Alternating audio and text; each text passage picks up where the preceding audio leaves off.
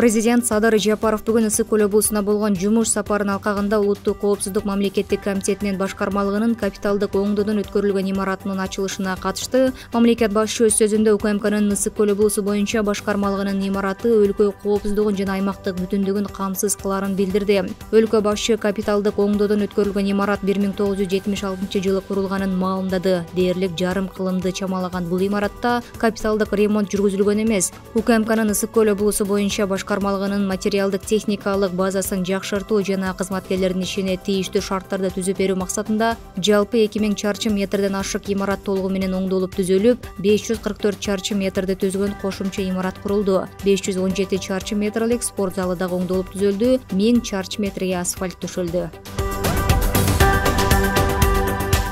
Жаныбек Жороев акыйкатчынын орун басары болуп шайланды. Анын талапкерлиги жогорку кеңеш тарабынан жактырылды. Жороевди парламентке акыйкатчы Жамиля Жаманбаева алып келип, өмүр баяны менен тааныштырды. Анын айтымында Жороев 2000-2013 жылдары УКМКда ар кандай кызматтарды аркалаган. 2021 жылы атайын кызматтын төрагасынын орун басары, 2021 жылы атайын кызматтын төрагасынын орун басары, 2020 жылы жогорку кеңештин депутаты болуп иштеген. 2013-2015 жылдары салык кызматында, 2016-2019 жылдары Айыл чарба министрлигинде жетекчилик кызматтарда эмгектенген.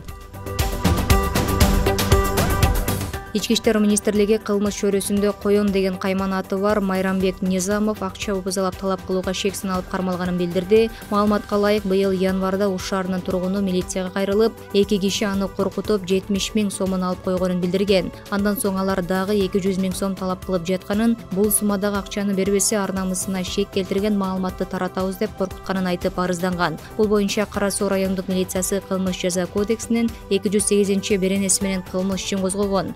Шектүүлөрдү кармоо үчүн 16 январда операция дайындалып, алар Ош шаарындагы соода борборлорунун биринин автоунаа токтотуучу жайында милицияга кайрылган жарандан 100 000 сом алып жаткан жеринен кармалды. Учурда кылмыштын катышуучуларын кармоо боюнча иш-чаралар жүргүзүлүүдө, тергөө уланууда.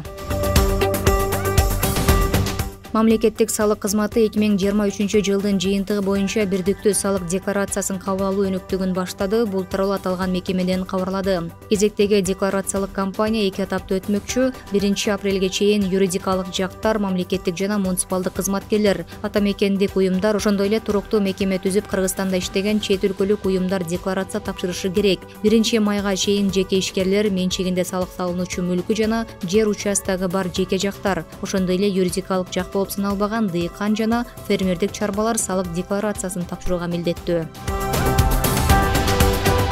Эми Бишкекте автобус жана троллейбустарда орнотулган мониторлордо кыргыз тилинде даярдалган анимациялык мультфильмдер көрсөтүлө баштайт. Аталган маселе транспорт жана жол транспорттук инфратүзүмдү өнүктүрүү департаментинде өткөн жолугушууда талкууланды. Бул тууралуу Бишкек троллейбус башкармалыгынан билдирди. Жолугушууга президентке караштуу мамлекеттик тил жана тил саясаты боюнча улуттук комиссиянын төрагасы Каныбек Осмоналиев, Бишкек шаарынын мэринин орун басары Максатбек Сазыкулов жана башка өкүлдөр катышкан. Иш-чара Кыргыз Республикасынын мамлекеттик тили жөнүндө конституциялык мыйзамын ишке ашыруу максатында уюштурулду.